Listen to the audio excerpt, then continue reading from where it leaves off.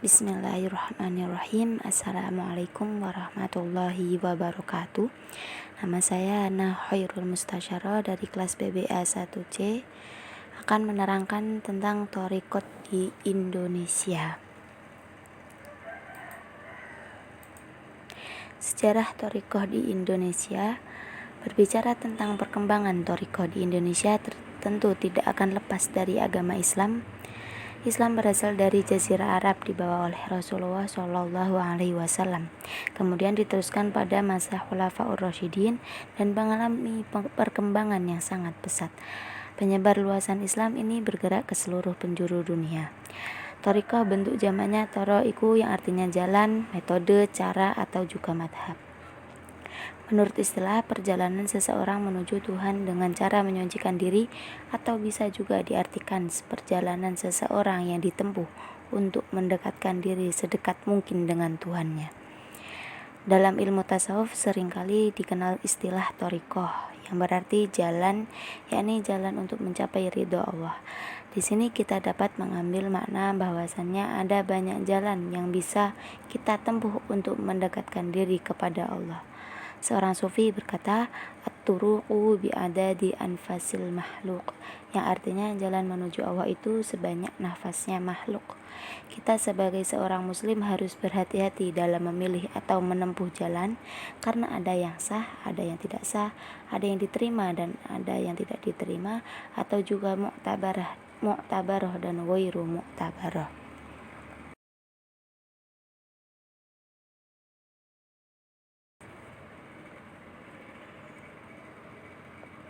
Membicarakan thariqah, tentu kita tidak bisa terlepas dengan tasawuf, karena pada dasarnya thariqah itu bagian dari tasawuf. Dunia Islam, tasawuf telah menjadi sebuah disiplin ilmu. Beberapa landasan tasawuf ialah ajaran nilai, moral, etika, kebaikan, kearifan, keikhlasan, seolah jiwa dalam suatu kehusyuan. Tumbuhnya thariqah Islam itu ketika Nabi Muhammad SAW diutus menjadi Rasul. Faktanya sejarah menunjukkan bahwa pribadi Rasulullah SAW sebelum diangkat menjadi Rasul, beliau sering bertahannus atau berkhalwat di Gua Hira. Tahannus dan khalwat Nabi ialah untuk mencari ketenangan jiwa dan kebersihan hati dalam menempuh hidup di dunia. Kemudian Rasul mengajarkan kepada Sayyidina Ali, lalu Sayyidina Ali mengajarkan kepada keluarga, sahabat, dan sampai akhirnya kepada Syekh Abdul Qadir Jailani, pendiri thariqah Qadiriyah. Macam-macam thariqah. Pertama, thariqah Qadiriyah. Kedua, thariqah Syadiliyah. Ketiga, thariqah Naqsabandiyah. Keempat, thariqah Khalwatiyah. Kelima, thariqah Syattariyah. Keenam, thariqah Samaniyah. Ketujuh, thariqah Tijaniyah. Kedelapan, thariqah Qadiriyah wa Naqsabandiyah. Pertama, thariqah Qadiriyah. Thariqah Qadiriyah pendirinya yaitu Syekh Abdul Qadir Jailani. Oleh karena itu nama thariqatnya Qadiriyah diambil dari pendiri thariqah tersebut. Dalam hitungan tingkatan, thariqah ini menempati posisi yang sangat penting dalam sejarah spiritualitas Islam, karena di dalamnya terdapat cikal bakal munculnya berbagai cabang thariqah di dunia. Thariqah Qadiriyah berkembang dan berpusat di Irak dan Suriah, kemudian menyebar ke daerah Yaman, Turki, Mesir, India, Afrika, dan Asia. Thariqah ini berkembang sejak abad ke-13 Masehi, namun baru dikenal dunia pada abad ke-15 Masehi.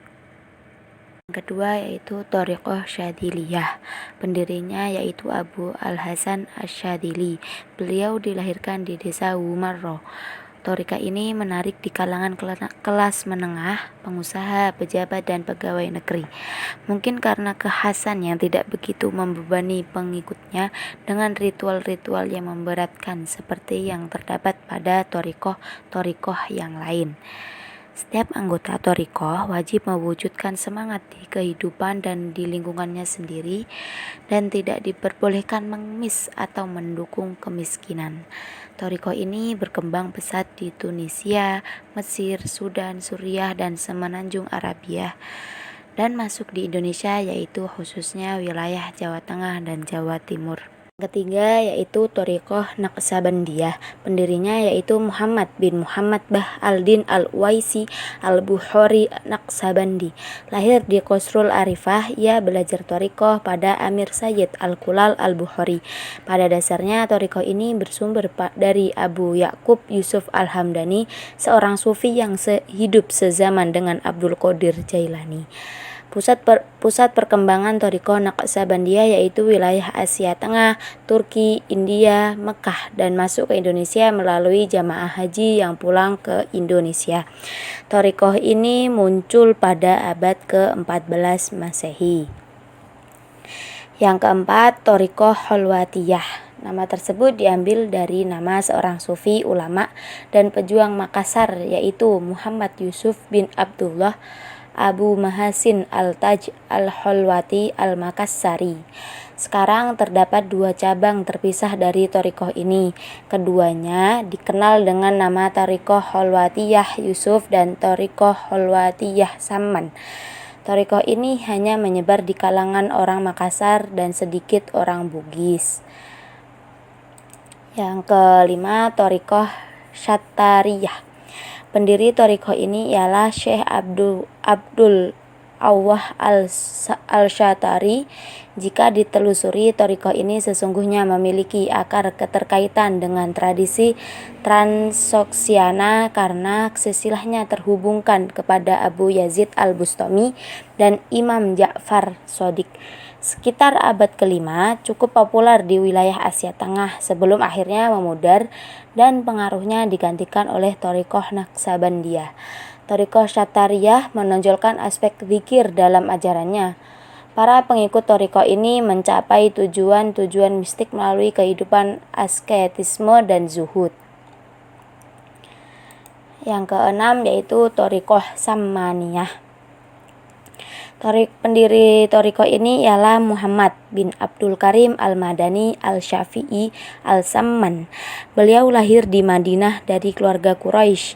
Di kalangan muridnya, ia lebih dikenal dengan nama al-Samanni atau Muhammad Saman. Semasa hidupnya, beliau lebih sering menghabiskan waktunya di Madinah dan tinggal di rumah milik sahabat Abu Bakar As-Siddiq. Ajaran-ajaran pokok yang terdapat di dalam Thariqah ini ialah tawassul, wahdat al-wujud, nur Muhammad, dan insan kamil. Yang ketujuh yaitu Thariqah Tijaniyah. Didirikan oleh Syekh Ahmad bin Muhammad al-Tijani, lahir di Aljazair Selatan dan meninggal di Fes, Maroko. Beliau diyakini sebagai wali agung yang memiliki derajat tertinggi. Thariqah ini masuk ke Indonesia tidak diketahui secara pasti, tetapi ada suatu kejadian yang menunjukkan bahwa adanya kehadiran Syekh Ali bin Abd Allah al-Thayyib dan adanya pengajaran Thariqah Tijaniyah di pesantren Buntet, Cirebon. Berdasarkan kehadiran Syekh Ali bin Abd Allah al-Thayyib ke Pulau Jawa, maka Thariqah Tijaniyah ini diperkirakan datang ke Indonesia pada awal abad 20 Masehi. Yang terakhir yaitu Thariqah Qadiriyah wa Naqsabandiyah. Thariqah Qadiriyah wa Naqsabandiyah yang terdapat di Indonesia bukanlah hanya merupakan suatu penggabungan dari dua thariqah yang berbeda yang diamalkan bersama-sama, tetapi sebuah thariqah yang baru dan berdiri yang di dalamnya ada unsur-unsur pilihan dari Qadariyah dan Naqsabandiyah yang telah dipadukan oleh sesuatu hal yang baru. Thariqah ini didirikan oleh orang Indonesia asli, Ahmad Khotib Ibnu Al-Ghaffar Sambas, yaitu yang mendirikannya. Beliau bermukim dan mengajar di Makkah pada abad pertengahan ke-19. Keduanya juga mempunyai cara-cara berbeda, khususnya dalam masalah cara dan teknik berzikir. Syukron, ini penjelasan dari saya. Kurang lebihnya mohon maaf jika ada salah. Wassalamualaikum warahmatullahi wabarakatuh.